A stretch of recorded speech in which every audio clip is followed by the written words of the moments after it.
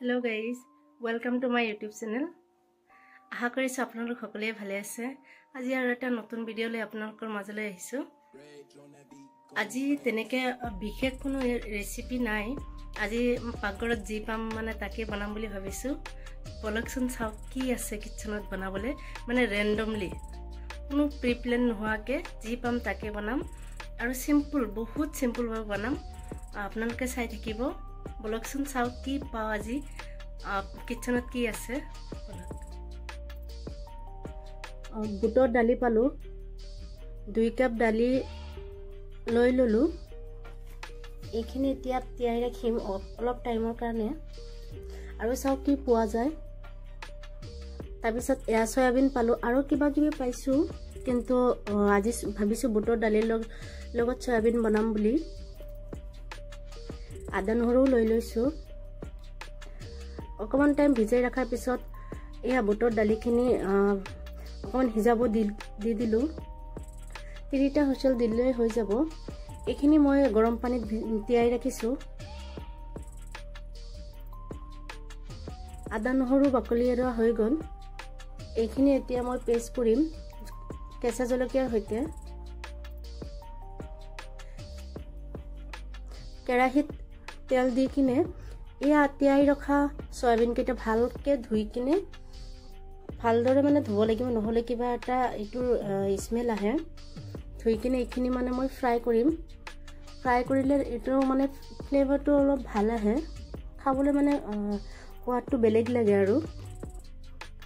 তে মই অলপ ৰঙা হোৱালৈকে ফ্ৰাই কৰি লম। আপোনালোকে পাৰিলে যদি ইচ্ছা কৰে কেঁচাও দিব পাৰে, ফ্ৰাই নকৰাকেও দিব পাৰে, কিন্তু ফ্ৰাই কৰিলে অকমান মানে সোৱাদটো বেলেগ হয় আৰু। হৈ গল ফ্ৰাই কৰা। এতিয়া মই ইলাইচি, দালচিনি, কলা ইলাইচি, তাৰপিছত লং এইবোৰ দি দিলো। অলপকে দিছো, বেছি দিয়া নাই।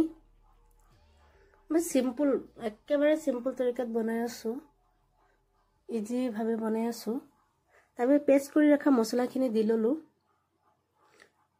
অকমান পানী দি লৈছো নহলে লাগি ধৰাৰ মানে চান্স থাকে আৰু লাগি ধৰিলে মছলাটো মানে কিবা বেলেগ এটা স্মেল আহে। সোৱাদ অনুসাৰে নিমখ দি ললো। দিকিনে অকমান টাইম ফ্ৰাই কৰি ললো।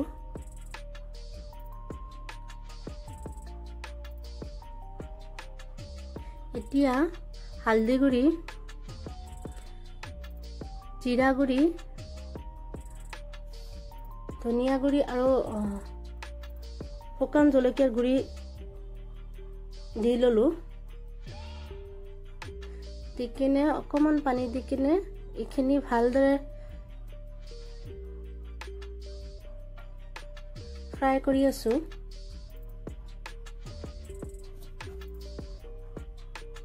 মেইন কথাটো হ'ল যে মছলাখিনি ফ্ৰাই হ'ব লাগে, নহলে মানে সবজিৰ টেষ্টটো ইমান এটা ভাল নাহে। মছলাখিনি ভালকে মানে ফ্ৰাই হ'ব লাগে। ইয়া ফ্ৰাই কৰি ৰখা সয়াবিনখিনি দি ললো। এইখিনি দি কিনে অকমান মানে লো ফ্লেমত ভালকে অকমান সিজাই লম।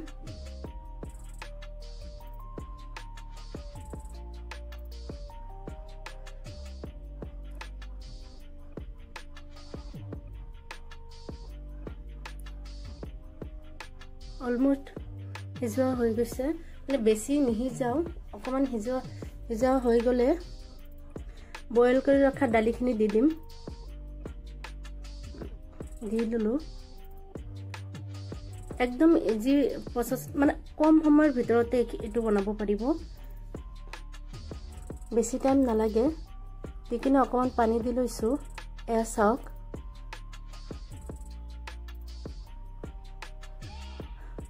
অকমান লৰাই দিব। তাৰপিছত এইটো মছলা মই নিজে হাতে বনোৱা গৰম মছলা। ইয়াতে 8-9 প্ৰকাৰৰ মছলা মানে মিক্স কৰি কিনে মই এইটো বনাইছো। মানে আধা চামুচতকৈ অকমান বেছি দি ললো।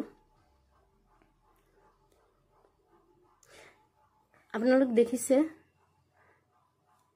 মানে ইমানে মানে দেখিবলৈ ভাল লাগি আছে এতিয়া খাও খাও লাগি গৈছে এয়া ফাইনাল প্ৰসেস হৈ গল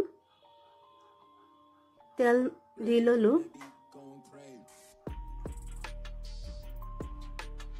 ইমান মানে হেৰি গাঢ় কৰা নাই গ্ৰেভি কৰা নাই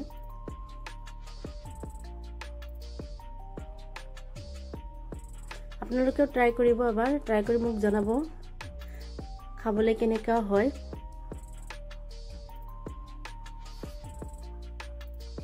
ৰেডি টু যদি মোৰ ভিডিও ভাল লাগিছে প্লিজ লাইক শেয়াৰ কমেন্ট কৰিব আৰু প্লিজ সাবস্ক্ৰাইব কৰিব নাপাহৰিব পাৰিলে শেয়াৰ কৰিব বেছি বেছিকে আৰু মোক সাপোৰ্ট কৰিব please thank you for watching